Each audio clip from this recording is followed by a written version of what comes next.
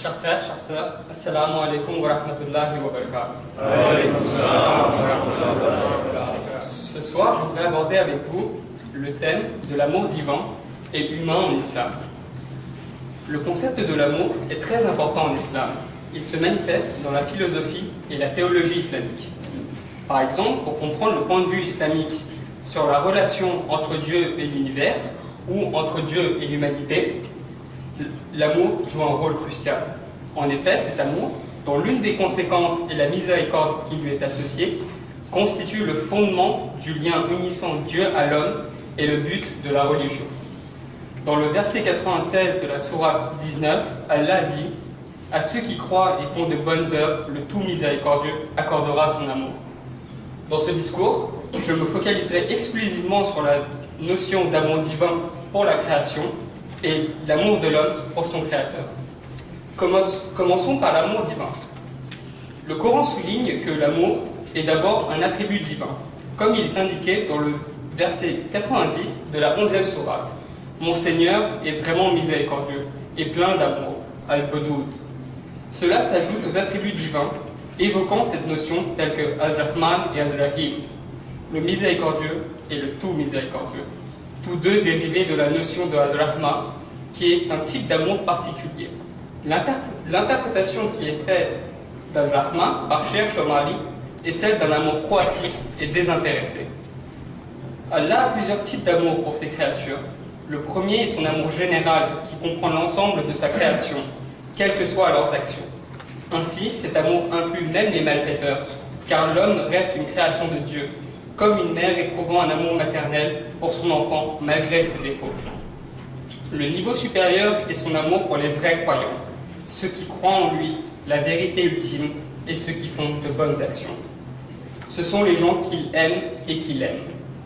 Sourate 5, verset 54.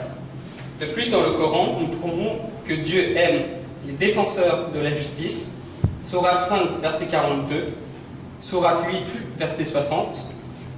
Ceux qui se purifient, sourate 9, verset 108, les pieux, sourate 3, verset 76, et ceux qui ont confiance en lui, sourate 4, verset 35. Enfin, le plus haut niveau d'amour divin est son amour pour les êtres humains parfaits, tels que les prophètes.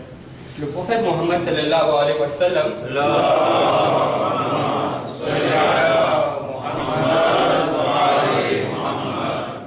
occupe une place particulière à cet égard. Un de ses titres bien connus est Habibullah, qui signifie le bien-aimé de Dieu. La question que l'on peut se poser désormais est de savoir si cette notion de Dieu amour qu'on a présentée ici ne reprend-elle pas à l'identique celle développée par le christianisme. La réponse est négative. Pourquoi? Dans un premier temps, nous pouvons remarquer que plusieurs versets évoquent ce que Dieu aime, comme nous l'avons vu, mais aussi ce qu'il n'aime pas. Par conséquent, l'amour est une réalité tout englobante. L'amour n'est pas une réalité tout englobante et inconditionnée. Par exemple, Dieu n'aime pas les infidèles. Sourate 3, verset 32. Dieu n'aime pas les injustes. Sourate 3, verset 57. Il n'aime pas les gaspilleurs. Sourate 6, verset 141. Dieu n'aime pas les traîtres. Sourate 8, verset 58. L'idée d'un amour inconditionné, comme c'est le cas dans le christianisme, va à l'encontre du principe de justice divine selon lequel tout être doit être rétribué selon ses propres efforts et ses propres actes. Par exemple, si par compassion et amour, un professeur donne 20 sur 20 à tous ses élèves, qu'il ait étudié ou pas, qu'il ait été présent à l'examen ou pas, la justice et l'amour même ne sont-ils pas vidés de leur contenu? Si le Dieu de l'islam est avant tout un Dieu de miséricorde, les attributs de la colère et de punition sont considérés comme étant indissociables de cette même miséricorde. Un père qui ne donne que des sucreries à son enfant et ne lui dit que des choses agréables, l'aime-t-il vraiment? N'est-ce pas parfois en le punissant et en l'éprouvant qu'il lui manifeste véritablement son amour et lui permet de devenir véritablement homme? Cet équilibre est également le garant de la liberté de l'homme et du sens des actes. Si Dieu aime indifféremment les hommes sans condition, que devient le sens de la religion, de leurs actes, de leur vie? Bien que l'un des attributs de Dieu est la colère, comme nous l'avons vu, son application est beaucoup plus limitée par rapport à sa miséricorde et son amour pour ses créatures. Dans le Joshen Kabir, on parle de Dieu comme étant celui dont la miséricorde a précédé sa colère. Cette miséricorde s'exprime notamment à travers la possibilité de se repentir offerte par Allah subhanahu wa ta'ala. Bien que l'amour de Dieu pour ses serviteurs ne soit pas arbitraire et dépend de leur mérite, comme nous l'avons vu, son amour pour les malfaiteurs est si grand qu'il dépasse largement leurs attentes. Le Coran dit « Ô mes serviteurs, qui avez commis des excès à votre propre détriment, ne désespérez pas de la miséricorde d'Allah, subhanahu wa ta'ala, car Allah pardonne tous les péchés. Oui, c'est lui le pardonneur, le très miséricordieux. » Sourate 39, verset 53.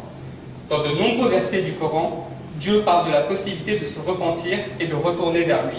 Par exemple, mais quiconque se repent après son tort et se réforme, Allah accepte son repentir, car Allah est certes pardonneur et miséricordieux. Sourate 5, verset 39. Le Coran fait également référence au fait que Dieu ne pardonne pas seulement à ceux qui cherchent le pardon, mais il peut aussi changer les mauvaises actions en bonnes actions. Sur ceux qui se repentent, croient et accomplissent de bonnes actions, le Coran dit « Cela, Allah changera leurs mauvaises actions en bonnes, et Allah est pardonneur et miséricordieux. » Sourate 25, verset 70. Il est intéressant de noter que dans le Coran, Dieu n'est pas présenté comme celui qui accepte simplement le repentir de ses serviteurs et revient vers eux quand ils reviennent vers lui. En effet, c'est Dieu lui-même qui s'approche en premier lieu de ses serviteurs qui ont rompu le lien d'une manière ou d'une autre, leur relation de servitude avec lui. Après s'être adressé à eux, ils se repentent et reviennent vers lui. Et alors Dieu revient vers eux pour leur pardonner. Par conséquent, comme l'affirme Allama Tabatabai, chaque repentance et retour d'un serviteur fautif est entouré de deux retours de Dieu. Le premier retour qui donne à cette personne la capacité d'une repentance volontaire et le second retour qui est son pardon après que la personne se soit repentie. Le phénomène est indiqué de manière explicite dans le Coran. Il savait qu'il n'y avait d'autre refuge d'Allah qu'auprès de lui. Alors il s'est tourné vers eux afin qu'ils puissent se repentir, car Allah est l'accueillant au repentir, le miséricordieux. Sourate 9, verset 118. Une des illustrations remarquables est celle de Hud alayhi salam, auquel Allah a laissé la porte du repentir ouverte jusqu'au dernier moment. Désormais, nous allons parler de l'amour de l'homme pour Dieu. Selon l'islam, le minimum que l'on peut espérer des croyants est que Dieu ait une place centrale dans leur cœur, en ce sens qu'aucun autre amour ne peut l'emporter sur leur amour pour Dieu. Le Coran dit « Si nos pères, nos enfants, nos frères, nos épouses, vos clans, les biens que vous gagnez, le négoce dont vous craignez, le déclin et les demeures qui vous sont agréables, vous sont plus chers qu'Allah, son messager et la lutte dans le sentier d'Allah, alors attendez qu'Allah vous fasse venir son ordre, et Allah ne guide pas les transgresseurs. » Sourate 9, verset 24. Par conséquent, un croyant n'est pas une personne qui aime simplement Allah. Un croyant est la personne dont l'amour pour Dieu est l'amour le plus fort qu'il ait, et qui par conséquent se soumet volontairement à la volonté divine. Il existe un célèbre hadith dans lequel le prophète Mohammed sallallahu alayhi wa sallam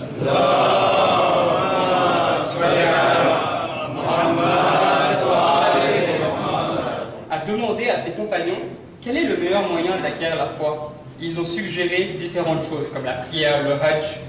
Quand ils ne pouvaient pas donner la réponse appropriée, le prophète Mohammed sallallahu alayhi wa sallam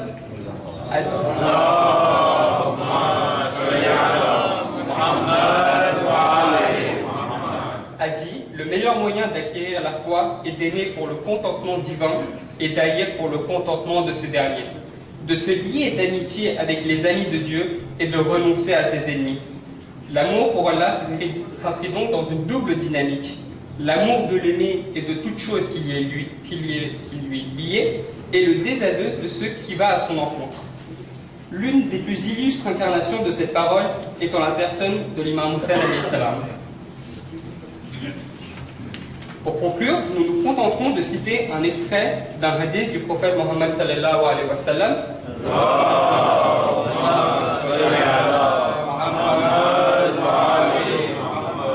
relatant une parole de Dieu. C'est un hadith qudsi. qui souligne à la fois le haut rang qui peut être atteint par le croyant et l'amour profond qui l'unit à Dieu. Tout serviteur qui veut se rapprocher de moi ne se fait pas plus aimer de moi qu'en accomplissant seulement les actes de dévotion obligatoires. Mais de façon certaine, le serviteur suscite mon amour en accomplissant des actes de dévotion surérogatoires jusqu'à ce que je l'aime. Et lorsque je l'aime, je deviens l'oreille avec laquelle il entend, l'œil avec laquelle il voit, la langue avec laquelle il parle, la main avec laquelle il donne et les jambes avec lesquelles il marche.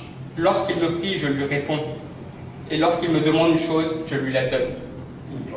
Ici, le sens de la religion atteint son sommet, en ce qu'elle permet d'atteindre le plus haut degré de l'amour, celui d'un amour divin et humain réciproque.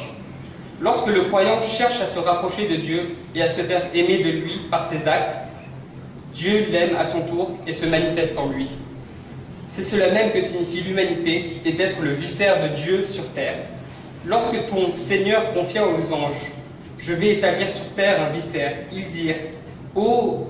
Ils dirent « Vas-y, vas-tu y désigner un qui mettra le désordre et répandra le sang quand nous sommes là à te sanctifier et à te glorifier ?» Il dit « En vérité, je sais ce que vous ne savez pas. » Sora 2, verset 30. Salvat.